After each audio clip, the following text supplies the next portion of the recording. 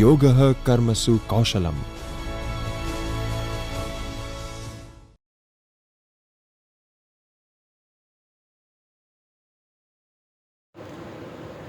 नमस्कार दोस्तों, मैं डॉक्टर नियाज पठान, एसोसिएट प्रोफेसर हिंदी विभाग, सरकारी आर्ट्स एंड कॉमर्स कॉलेज सभी। दोस्तों, सबसे पहले तो मैं यूजीसी एचआरडीसी गुजरात यूनिवर्सिटी का बड़ा ही शुक्रगुजार हूँ कि उन्होंने आज मुझे ये अवसर दिया कि मैं आप लोगों के सामने अपनी बात को रख सकूँ। दोस्तों, आज का मेरा विषय है वह है साहित्य और समाज। ये बड़ा ही अच्छा विषय है। आज मैं आप लोगों के सामने साहित्य किसे कहते हैं, हम समाज से हम क्या समझते हैं, साहित्य और समाज क्या क्या अंतर संबंध है, साहित्य को क्यों समाज का दर्पण कहा जाता है। आज साहित्य को देखने के, साहित्य को समझने के, परखने के कौन से दो दृष्टिकोण है। समाज, जिसे समाज कहते हैं, वो समाज साहित्य को कैसे प्रभावित करता है और अंततः समाज को साहित्य किस प्रकार प्रभावित करता है। और आज हम जब 21वीं शताब्दी में धीरे धीरे आगे बढ़ रहे हैं, तब इन दिनों जो है वो एक नई चर्चा जोरों पर है और साहित्य को समझने की एक नई पूरी की पूरी शाखा अस्तित्व में आई है, जिसे कहते हैं साहित्य का समाजशास्त्र। इन सारे मुद्दों पर आज मैं विस्तार के साथ आप लोगों के सामने बात करना चाहूँगा। तो सबसे पहले अगर शुरू करें तो साहित्य, हम साहित्य किसे कहते हैं या साहित्य से हम क्या समझते हैं। वैसे देखा जाए तो ये बड़ा ही व्यापक शब्द है।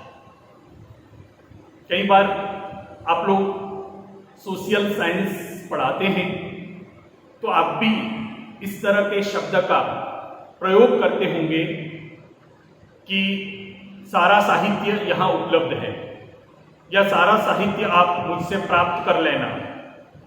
तो साहित्य शब्द जो है वो बड़ा व्यापक शब्द है। इस व्यापक अर्थ में पूरा जो वाङ्मय है, पूरा का पूरा जो लिखित स्वरूप है, उसको साहित्य कहते हैं। लेकिन आज हम साहित्य और समाज विषय पर जब चर्चा करने जा रहे हैं, तब हमारे लिए साहित्य का अर्थ वो व्यापक अर्थ नहीं है। हमारे लिए साहित्य का अर्थ थोड़ा सा सीमित है। सीमित अर्थ में साहित्य जो है वह, साहित्य जो शब्द है उसके मुख्यतः दो अलग अलग प्रकार है। एक ज्ञान का साहित्य, लिटरेचर ऑफ नॉलेज, एक भाव का साहित्य, लिटरेचर ऑफ पावर।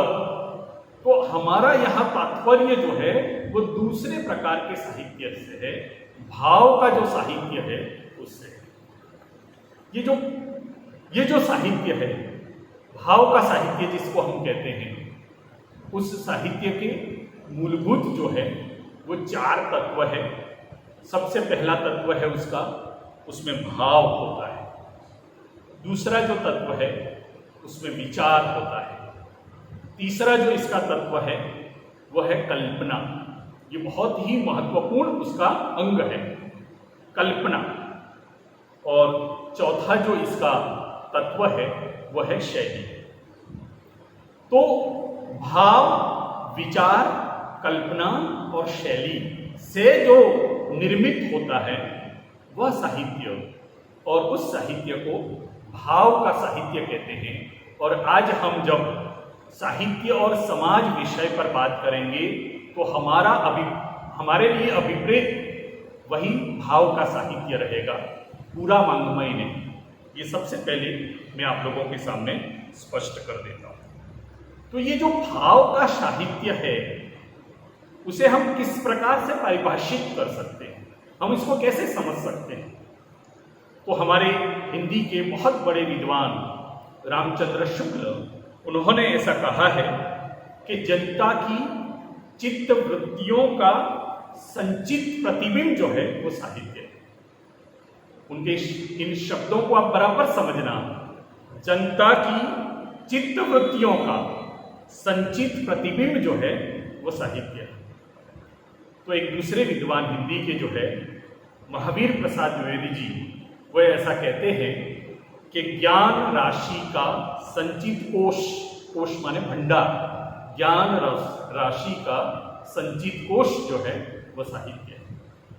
इन दोनों विद्वानों की ये जो परिभाषाएं हैं उनमें हम देखते हैं कि महावीर प्रसाद द्विवेदी जी जो है वो ज्ञान को या बुद्धि को या विचार को थोड़ा सा ज़्यादा महत्व दे रहे हैं, तो रामचंद्र शुक्ल जो है वो चित्त वृत्तियों का संचित प्रतिबिंब कहकर कहीं न कहीं उसका जो संवेदना का पक्ष है, उसमें जो भावना का पक्ष है, उसको थोड़ा सा ज़्यादा महत्व दे रहे हैं। कुल मिलाकर हम ये कह सकते हैं, ये हम समझ सकते हैं कि किसी एक निश्चित देशकाल में सामूहिक मनोभावों की जो अभिव्यक्ति होती है, एक विशेष समय में, विशेष स्थान में सामूहिक मनोभावों की जो अभिव्यक्ति होती है, उसे मोटे तौर पर साहित्य, यानी कि कौन सा साहित्य, तो मैंने जो कहा लिटरेचर ऑफ पावर, भाव का साहित्य कहते हैं। और आज हम जिस साहित्य की बात यहाँ करने जा रहे हैं वो हमारे लिए यही अर्थ जो है वो अभिप्रेत है। इसी साहित्य पर हम विस्तार से फिर बात करेंगे। आप लोग सारे के सारे सोशल साइंस के विद्यार्थी हैं, इनमें से अधिकांश अध्यापक जो है वह समाजशास्त्र विषय के भी होंगे।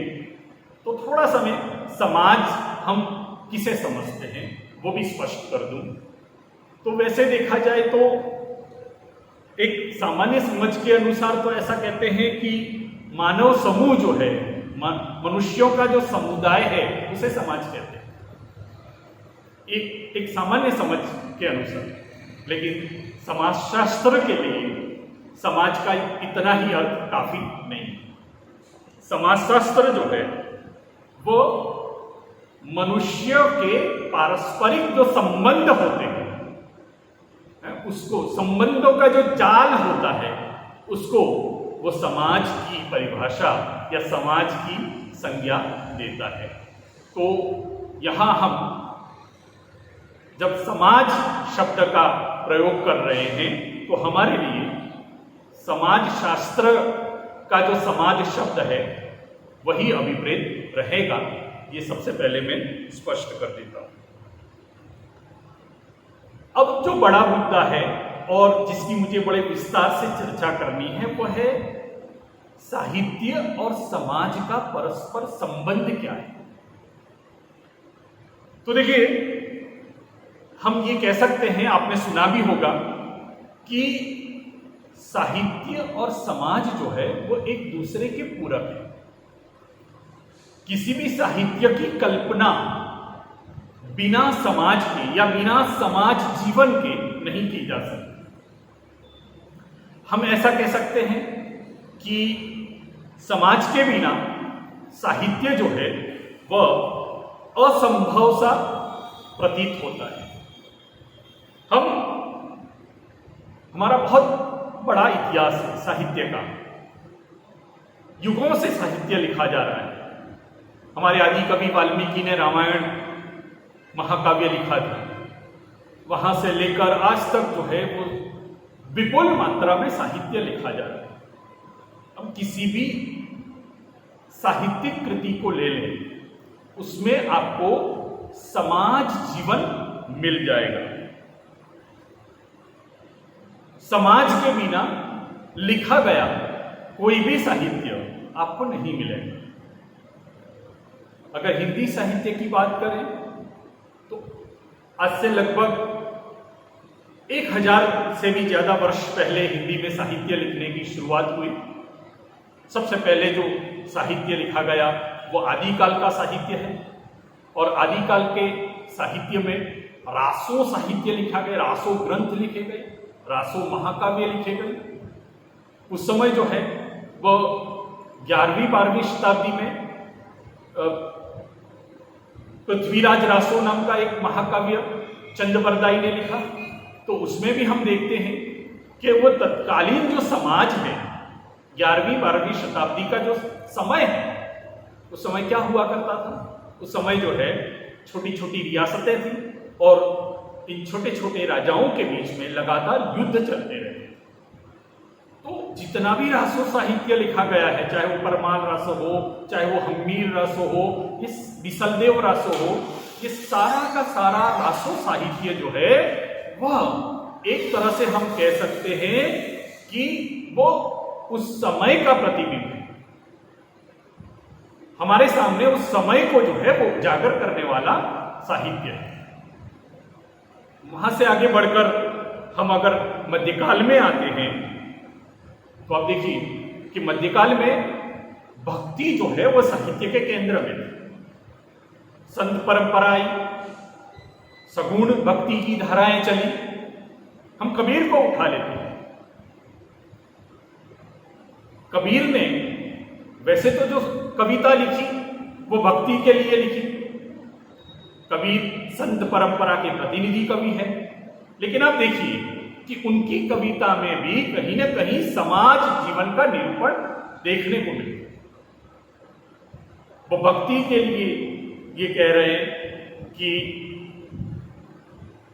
दुख में सुमिरन सब करें, सुख में करें न कोई, जो सुख में सुमिरन करें दुख काहे को। ये जो पद है उनका वो वैसे तो भक्ति का पद है, भगवान के स्मरण की बात की गई है, लेकिन कहीं ना कहीं हमें इसमें भी जीवन दिखता है, क्योंकि कबीर को अपने आसपास ऐसे हजारों लोग दिखते हैं जो दुख में तो भगवान का स्मरण करते हैं, परंतु सुख आने पर भगवान को भूल जाते हैं। तो इसमें भी जीवन की अनुभूति जो है वो हमें सुनाई देती है जब कबीर ये कहते हैं। इसके अलावा कबीर ने समाज पर तो बहुत लिखा है। वो ये कह रहे हैं कि जाति न पूछो साधु की, पूछ लीजिए ज्ञान, मूल करो तलवार का, पड़ा रहने दो म्यान। जब कबीर ये कहते हैं तो उनके सामने स्पष्ट है, कहीं ना कहीं हम ये अंदाजा लगा सकते हैं कि कबीर के समय में जाति कितनी महत्वपूर्ण होगी, इसलिए कबीर इस तरह की बातें कर रहे हैं। और हम देखते हैं कि वो समाज जो है पूरा एक तरह से जातियों में विभाजित, जातिगत भेदभाव उस समय इतने थे, छुआछूत इतना था। तो कबीर ने जितना भी लिखा, ब्राह्मण, क्षत्रिय, वैश्य, शूद्र समाज जो है इन वर्गों में बटा हुआ था, यहां तक कि हिंदू और मुस्लिम में बटा हुआ। तो कबीर की जो कविता है वो कहीं ना कहीं ये मध्यकाल जो है हमारा, ये कबीर का जो समय है, खास करके 15वीं शताब्दी जो है वो कबीर का समय है। तो उस समय को हमारे सामने प्रस्तुत करने वाला समय साहित्य है, और इसीलिए कबीर जो है बड़ी तीखी भाषा में वो उस समय जो है वो सवाल करते हैं कि तू बामन बामनी जाया, तो आन बाट हुई काहे ना आया। अथवा तो एक मुसलमान अपने आप को अगर श्रेष्ठ मानता है तो तू तुर्किनी जाया, तो भीतरी खतना क्यों न कराया। इस तरह की कविता कबीर लिखते हैं। इसका मतलब ये है कि वो जो समाज है, जातियों में बटा हुआ, वर्णों में बटा हुआ, सांप्रदायिक जो है वो बंटवारा, ये सारी चीजें हमारे सामने उजागर हो जाती। तो हम कह सकते हैं कि समाज का ही पूर्ण रूप जो है वो साहित्य में प्रतिबिंबित होता है। न केवल मध्यकाल बल्कि किसी भी समय का, किसी भी काल का, किसी भी भाषा में लिखा गया साहित्य आप ले लें और अगर उस साहित्य को पढ़ें तो आपको जिस समय में वो कृति लिखी गई है उस समय का प्रतिबिंब आपको उस साहित्य में मिल जाएगा।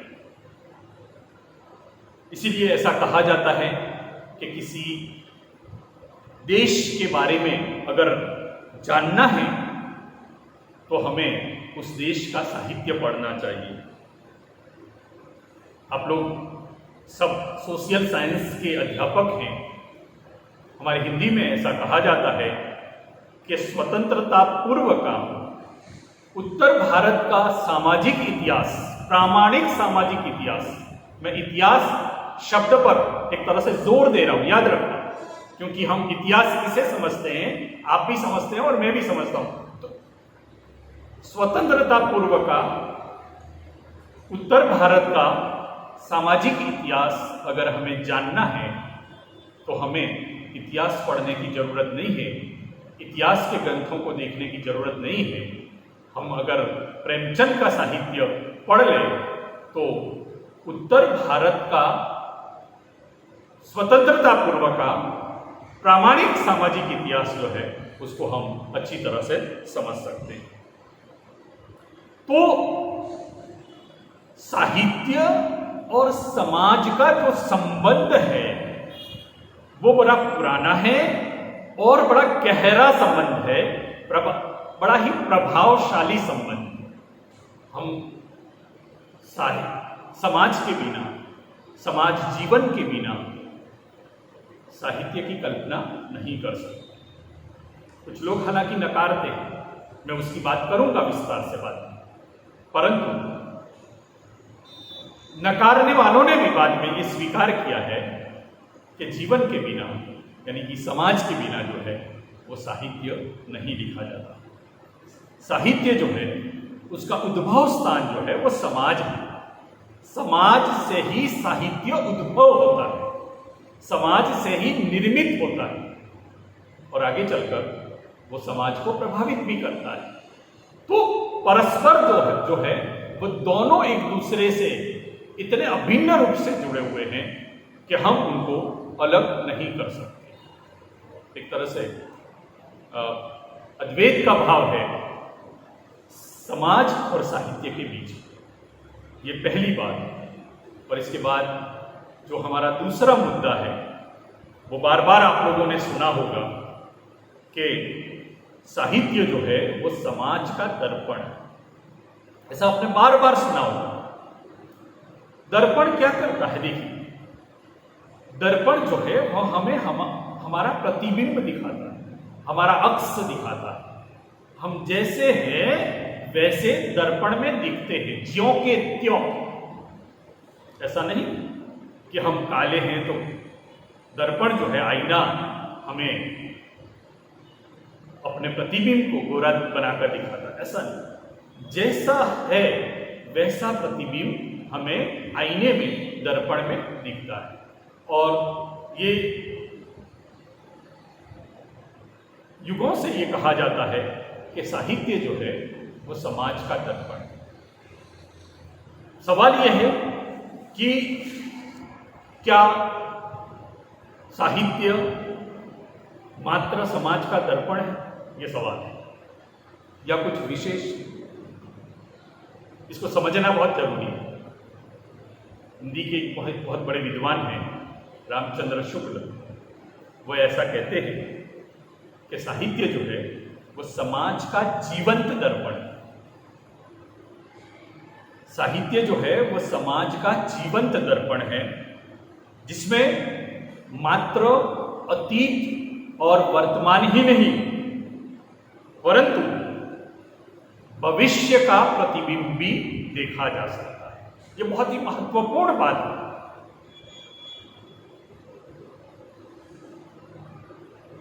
साहित्य जो है वो समाज का दर्पण है, लेकिन एक विशेषण जोड़ दिया यहां रामचंद्र शुक्ल ने साहित्य जो है वो समाज का जीवंत दर्पण है। देखिए, हम कोई भी कृति उठा लेते हैं तो कई बार कृति में हमारे अतीत की बात होती है। हमारा अतीत जो है वह कृति में निरूपित होता है।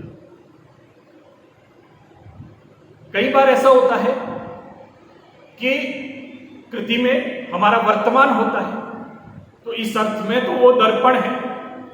लेकिन रामचंद्र शुक्ल वो एक नई बात बताते हैं कि ये ऐसा जीवंत दर्पण है साहित्य समाज का कि जिसमें अतीत और वर्तमान तो ठीक है, वो कोई बहुत बड़ी बात नहीं है, लेकिन साहित्य में हम भविष्य का प्रतिबिंब भी देख सकते हैं। ये अपने आप में बहुत नई बात है। साहित्य का काम क्या है? साहित्य का काम है जीवन के यथार्थ से रूबरू कराना। जीवन के यथार्थ माने वास्तविकता, जीवन की जो वास्तविकता है उससे सामना कराना, ये साहित्य का कर्तव्य है। लेकिन जब साहित्य अपने इस कर्तव्य को पूरा करता है, तब मात्र यथार्थ से रूबरू ही नहीं कराता, परंतु एक संभाव्य सत्य से भी हमारा परिचय कराता है। एक संभाव्य सत्य।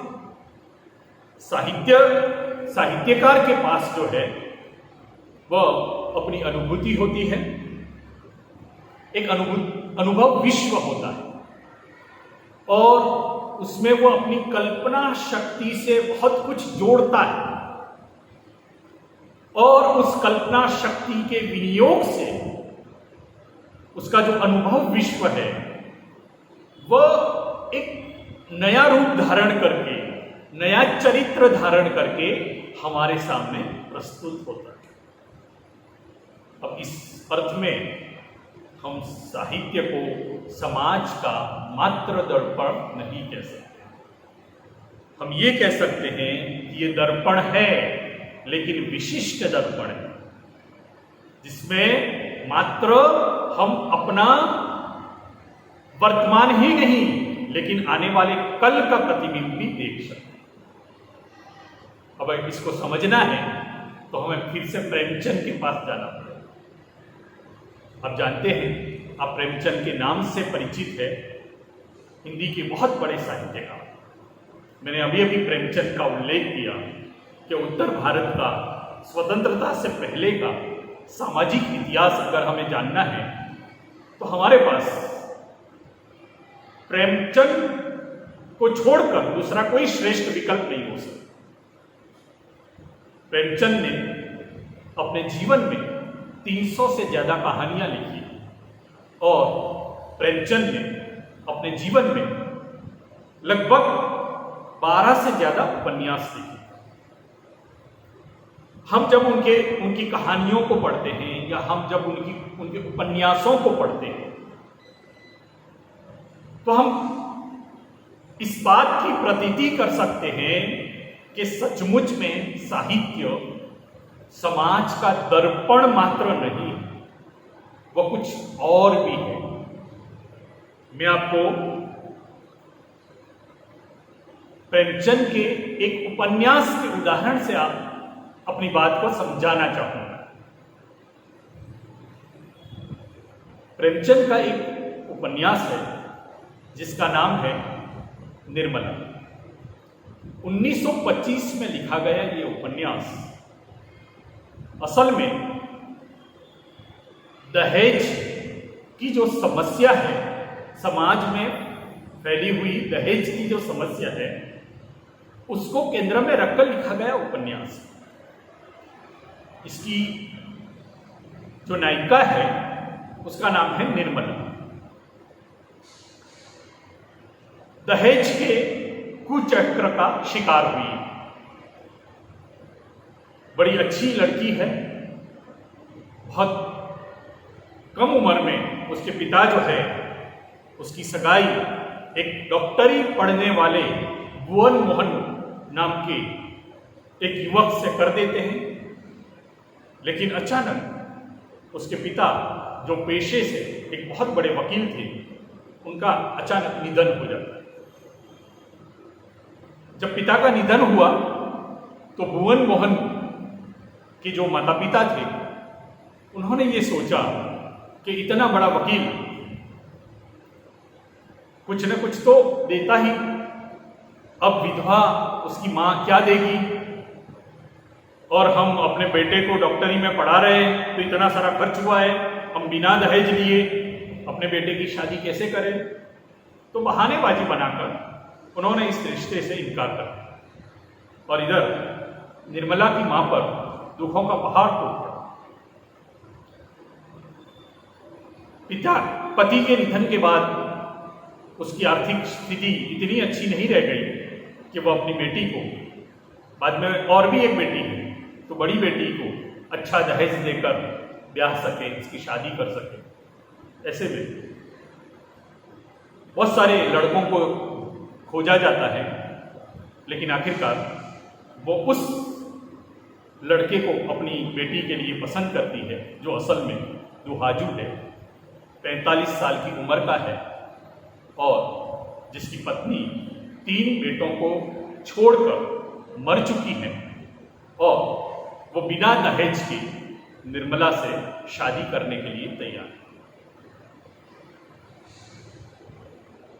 निर्मला की शादी हो जाती है। वो पहली बार जब ससुराल जाती है तब उसके घर में पति के अलावा 3 बेटे हैं। 3 बेटों की मां बन जाती है, और सबसे बड़ा बेटा जिसका नाम मनसाराम है, वो तो लगभग निर्मला की आयु का है, निर्मला की उम्र का है। और इसके बाद प्रेमचंद ने इस दहेज के कारण एक स्त्री का जीवन किस तरह से बर्बाद होता है, किस तरह से उसका पूरा जीवन जो है वो दुखमय बन जाता है, वो पूरा का पूरा विस्तार से वर्णन किया। अगर स्वतंत्रता से पहले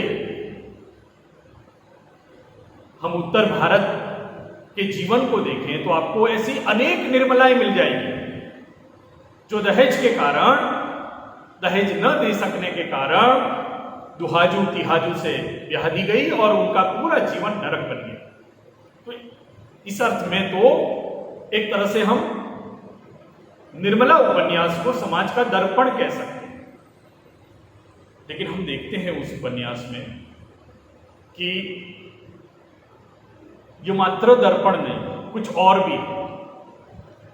प्रेमचंद ने उस उपन्यास में एक और पात्र को हमारे सामने रखा है, और उस पात्र का नाम है सुधा। यह सुधा असल में जिस युवक के साथ निर्मला की सगाई हुई थी, उस युवक की पत्नी है, भुवन मोहन की पत्नी है। भुवन मोहन अब डॉक्टर बन चुका है, और डॉक्टर बनने के बाद उसने सुधा से विवाह किया है, और उसका जीवन जो है अच्छी तरह से चल रहा है।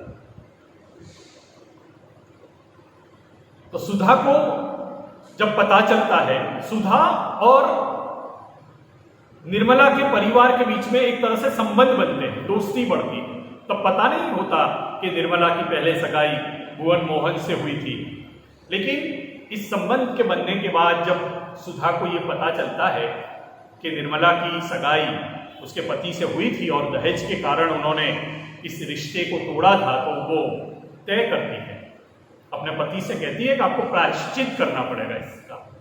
अपने निर्मला का तो जीवन बर्बाद कर दिया, लेकिन अब इसके प्रायश्चित के रूप में उसका जो देवर है, यानी भुवन मोहन का छोटा भाई, उससे निर्मला की छोटी बहन की सगाई करवाती है और उसका विवाह भी संपन्न करवाती है।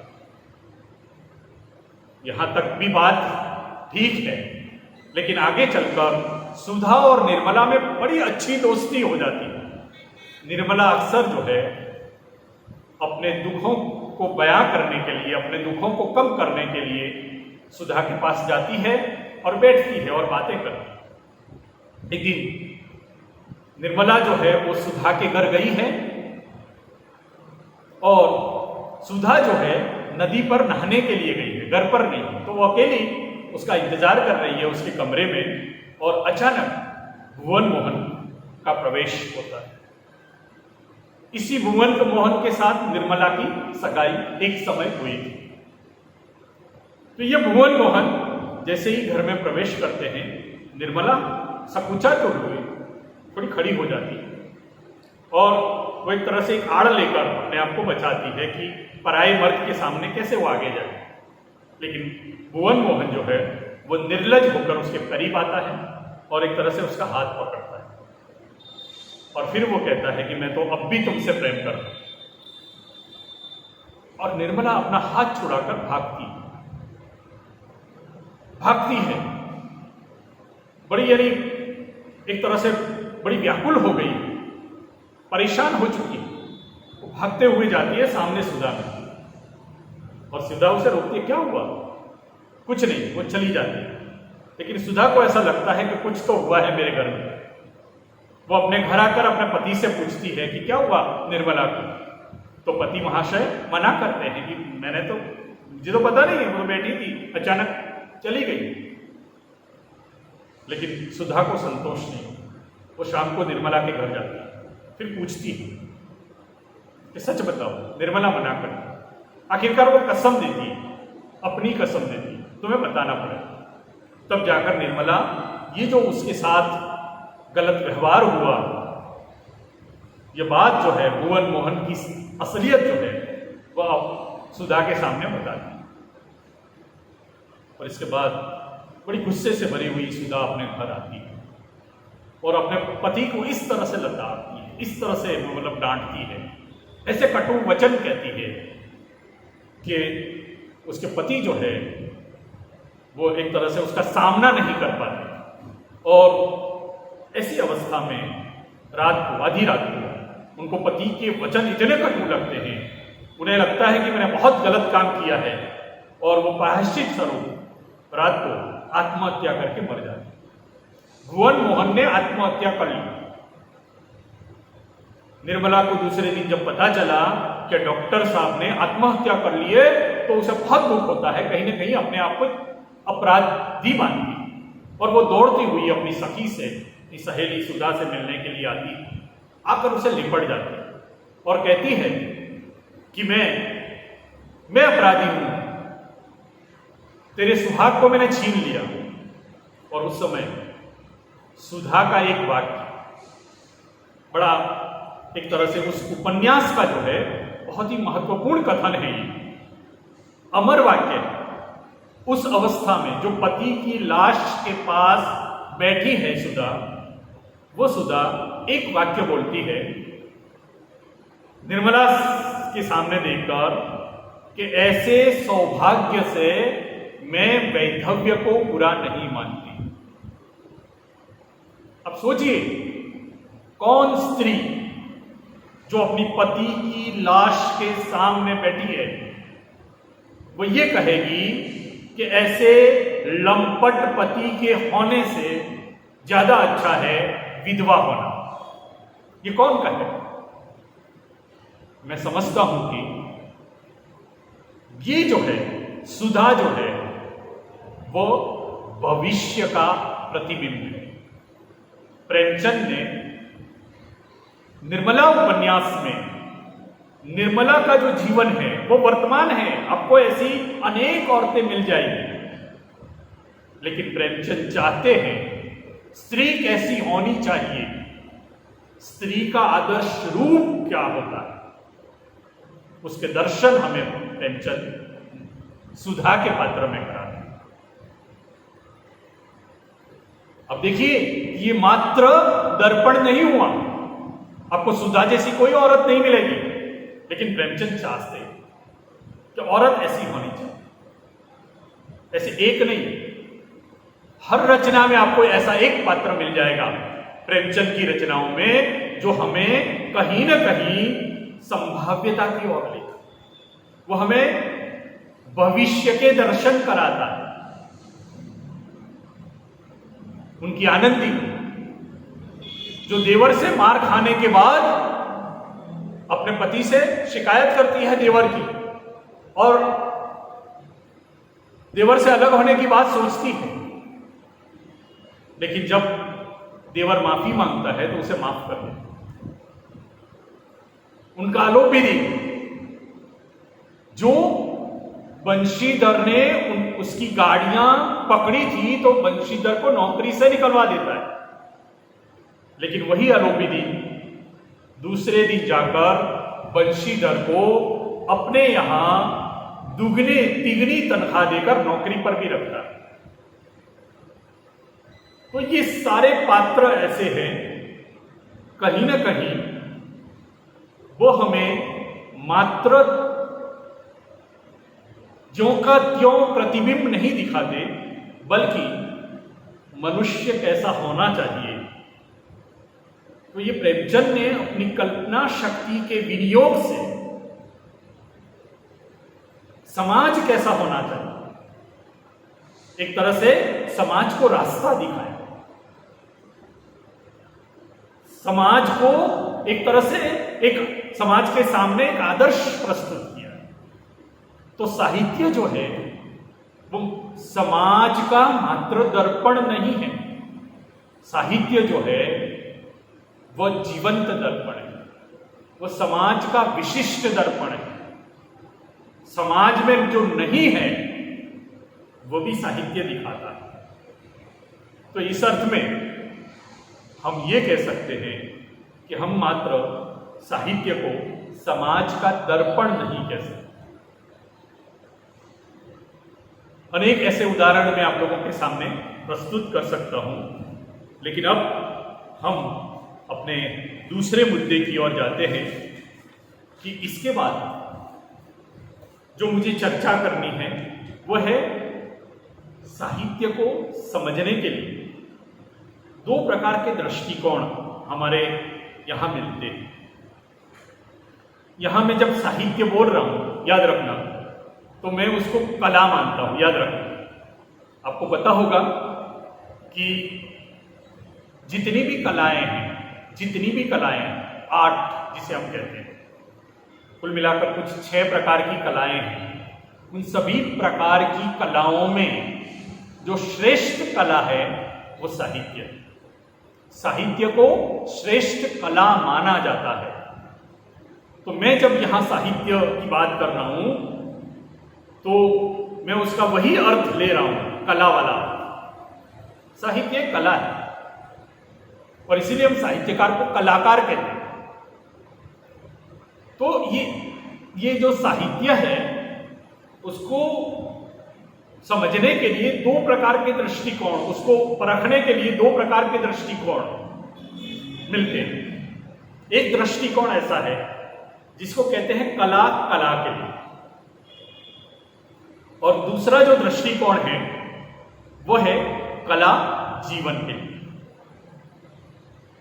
ये जो पहले वाला दृष्टिकोण है कला के लिए, वो एक तरह से हम कह सकते हैं कि वो समाज की उपेक्षा करता है, जीवन की उपेक्षा करता है,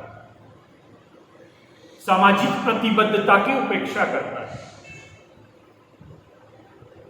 वो यह मानता है कि कला जो है उसका मूल काम,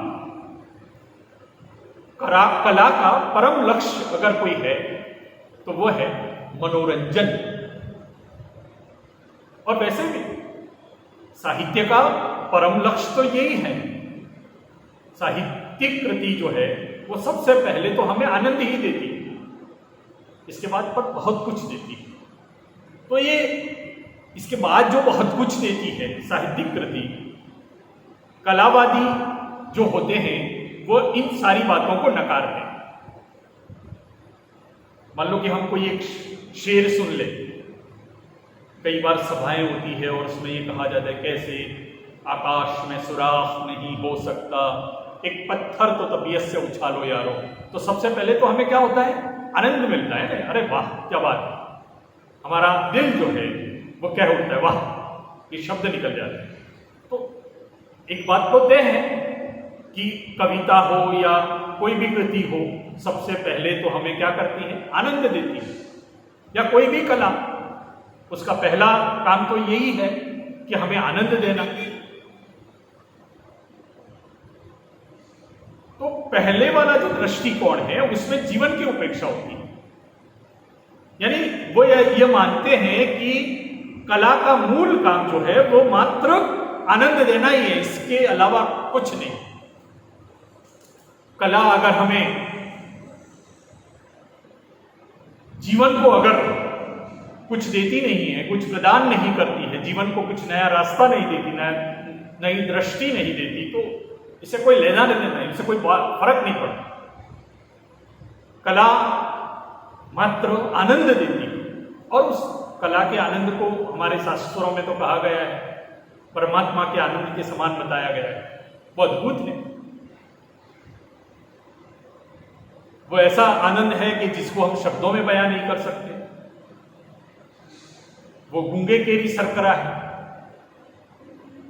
हम सिर्फ मुस्कुरा सकते हैं, उसको महसूस कर सकते हैं, लेकिन शब्दों में उसका वर्णन नहीं कर सकते। ये कला का आनंद है। साहित्य भी वही आनंद देता है।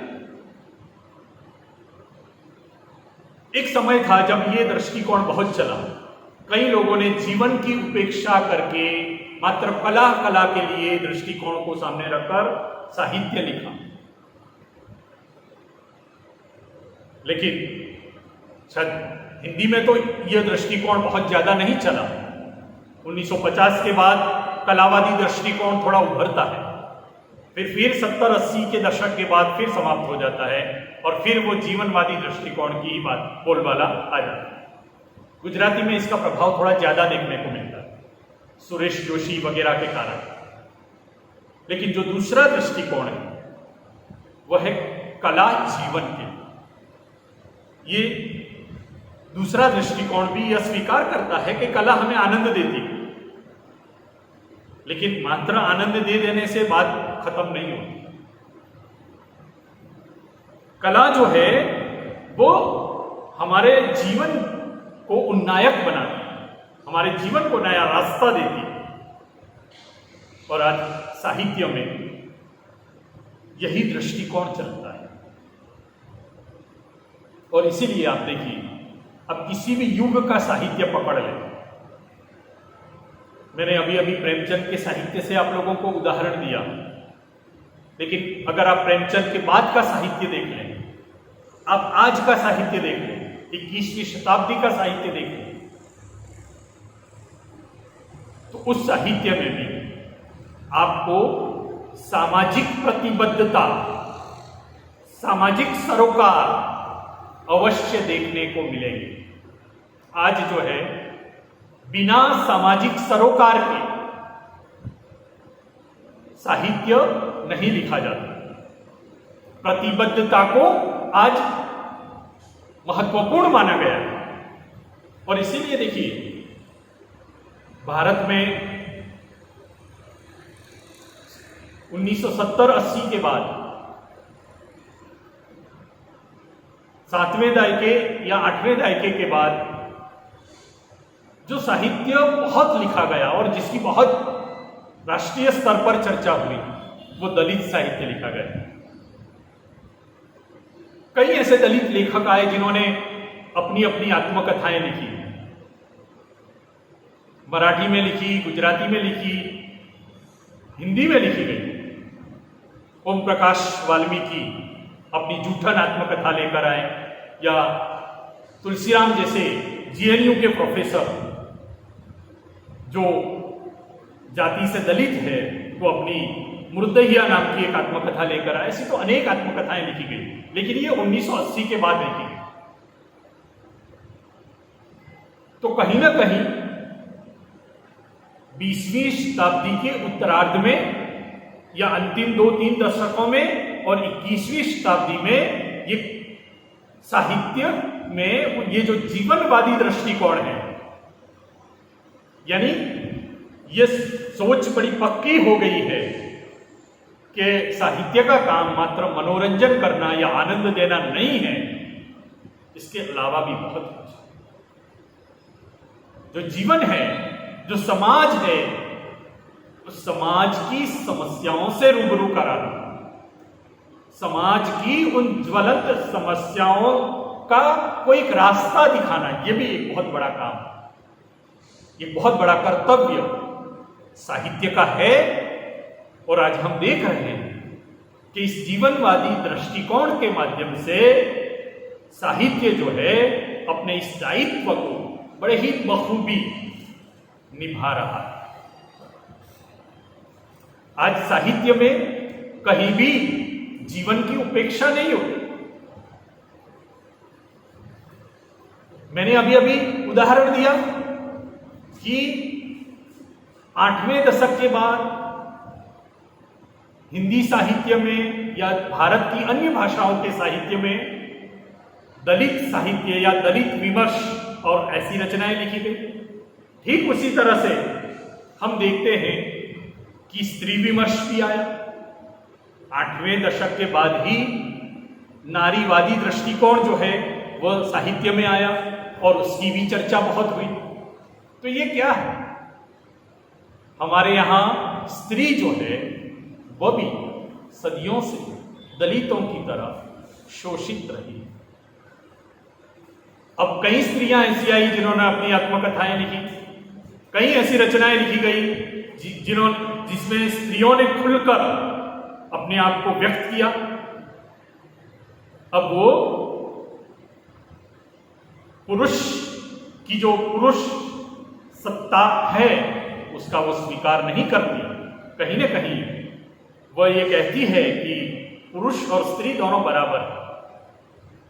ये सारी चीजें, ये जो नए विमर्श आए, स्त्री विमर्श, दलित विमर्श, किन्नर विमर्श, एक वृद्ध विमर्श भी आया है, ये सारे विमर्श जो आए, आदिवासी विमर्श, ये सारे के सारे विमर्श जो आए 20वीं शताब्दी के अंतिम 2 दशकों से और 21वीं शताब्दी में, ये कहीं ना कहीं इस बात का प्रमाण है कि आज जो है वो साहित्य जो है वो समाज से उसने और ज्यादा गहरा संबंध अपना स्थापित किया। बिना समाज जीवन के साहित्य आज एक कदम भी आगे बढ़ नहीं सकता। साहित्यकार जो है वह जीवनवादी दृष्टिकोण को लेकर चलता है और इसीलिए हर युग के साहित्य में अपने युग की समस्याएं हमें दिखनी पड़ती।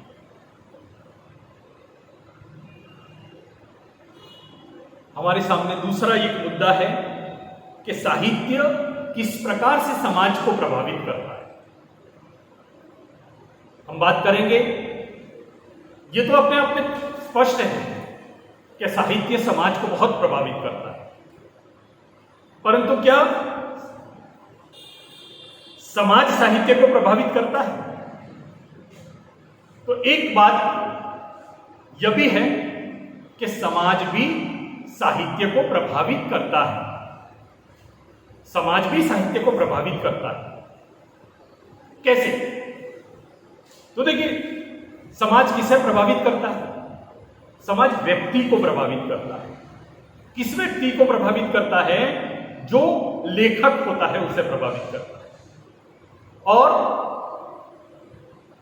एक मनुष्य के रूप में हम किससे सबसे ज्यादा प्रभावित होते हैं? अपने समाज से।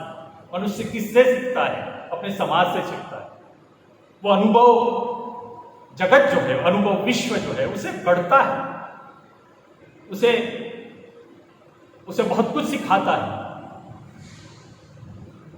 और अपने परिवेश से, अपने समाज से मनुष्य जो है बहुत कुछ सीखते हुए फिर वो साहित्य का निर्माण करता है। यानी हम कह सकते हैं कि साहित्य के निर्माण में समाज की एक बहुत बड़ी भूमिका होती है। इस भूमिका को हम नकार नहीं सकते। मैं उदाहरण दूंगा यहां भी आप लोगों को।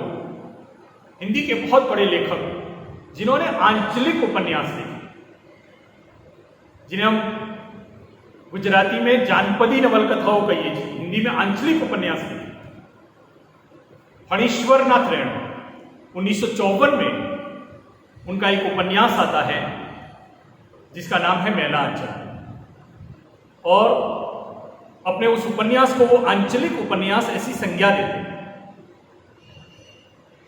उस उपन्यास में बिहार का एक बहुत ही पिछड़ा जिला जिसका नाम है पूर्णिया, और उस पूर्णिया जिले का भी एक छोटा सा गांव, बड़ा ही पिछड़ा हुआ गांव मेरीगंज, उसकी बात लेखक करता है।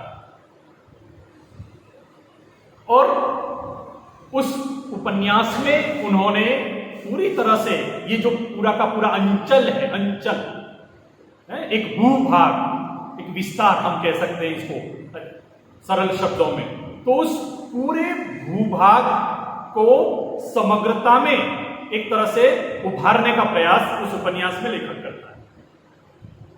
लेकिन कहीं ना कहीं वो भूमिका में ही यह स्वीकार करता है कि मुझे ये सब कुछ जो मैं कर पाया हूं वो कहीं ना कहीं इस अंचल से ही मिला है, इसी मिट्टी से मैंने सीखा है, इसी मिट्टी से मैंने पाया है, और मैं उसे उसी को अर्पण कर रहा हूं। तो हर लेखक अपने समाज से ही सीखता है, और अपने समाज से सीखकर वह साहित्य रूपी एक तरह से अर्ध जो है अपने समाज को अर्पित करता है। तो यह भी अपने आप में स्वयं स्पष्ट है कि साहित्य जो है वो समाज से प्रभावित होता है। ठीक उसी तरह से साहित्य भी समाज को प्रभावित करता है, और ये तो बिल्कुल सर्वस्वीकृत बात है, और ये प्रभाव बड़ा सर्वोपरि प्रभाव होता है, ये प्रभाव बड़ा गहरा प्रभाव होता है। साहित्य का प्रभाव बड़ा गहरा प्रभाव होता है। एक समय था जब गांधी जी का यहाँ आगमन हुआ और धीरे धीरे धीरे धीरे देश में स्वतंत्रता का आंदोलन एक तरह से गति पकड़ रहा था, उस समय हिंदी के राष्ट्र कवि मैथिली शरण गुप्त एक रचना लेकर आते हैं जिसका नाम है भारत भारती। और मैंने पढ़ा है कि उस समय, उस दौर में भारत भारती की लाखों प्रतियां एक दिन में ही बिक गई थी। लोग रास्तों में उस रचना का पाठ कर रहे थे, और ये कहीं ना कहीं ये साबित होता है, ये प्रमाणित होता है कि साहित्य का प्रभाव कितना गहरा होता है, कितना सर्वोपरि होता है। नामवर्षी का एक कथन मैं आप लोगों के सामने रखना चाहूंगा कि रचना प्रक्रिया में समाज, लेखक और साहित्य परस्पर एक दूसरे को इस तरह प्रभावित करते हैं। रचना प्रक्रिया में लेखक, समाज और साहित्य परस्पर एक दूसरे को इस तरह प्रभावित करते हैं कि इस रचना प्रक्रिया से क्रमशः तीनों परिवर्तित भी होते हैं और विकसित भी होते हैं। समाज के द्वारा लेखक विकसित होता है, लेखक के द्वारा साहित्य विकसित होता है, और साहित्य के द्वारा पुनः समाज विकसित होता है। तो ये अपने आप में एक सर्वस्वीकृत बात है कि साहित्य जो है हमें सुसंस्कृत बनाता है। देखिए, उर्दू में तो साहित्य के लिए जो शब्द है वो अदब है। साहित्य का पर्यायवाची उर्दू में अगर आप खोजने जाएंगे तो क्या है? अदब। साहित्य हमें अनुशासन सिखाता है, हमें अनुशासित करता है, हमारे भीतर मूल्य जो है उनको पैदा करता है, हमें मूल्य सिखाता है, हमारे भीतर जो है वो सौंदर्य बोध पैदा करता है। और इसीलिए कहा जाता है कि साहित्य जो है हमारे लिए प्रेय भी है और श्रेय भी। साहित्य का बड़ा गहरा प्रभाव साहित्य पर है, और इसके अगर मैं उदाहरण देना चाहूं तो एक नहीं अनेकों उदाहरण दे सकता हूं, अनेकों उदाहरण दे सकता हूं। कि किस प्रकार साहित्य ने इस दुनिया को बदला है, इस दुनिया को प्रभावित किया है, एक नई दिशा दे दी है। स्वतंत्रता आंदोलन के दौरान तो ऐसे अनेक उदाहरण आपको मिल जाएंगे। साहित्यकार क्या करते थे, भले ही सीधे वो लड़ाई में हिस्सा नहीं लेते, लेकिन माखनलाल चतुर्वेदी जैसे कवि ये लिखते थे कि मुझे तोड़ लेना वनमाली, उस पर पथ पर देना तुम फेंक, मातृभूमि पर शीश चढ़ाने, जिस पथ जावे वीर अनेक। तो इस तरह की कविताएं जो है हमारे भीतर एक अलग प्रकार का जोश जगाती है और हम पूरी हमारी अपनी जिम्मेदारियों को, निजी जिम्मेदारियों को छोड़कर हम देश हित में लग जाते हैं, हम उस कर्तव्य पथ पर आगे बढ़ जाते हैं। तो साहित्य का जो प्रभाव है समाज पर, वो बहुत सर्वोपरि प्रभाव है और इसीलिए साहित्य को समाज का नियामक या उन्नायक कहा जाता है। साहित्य जो है वह समाज को बदलता है।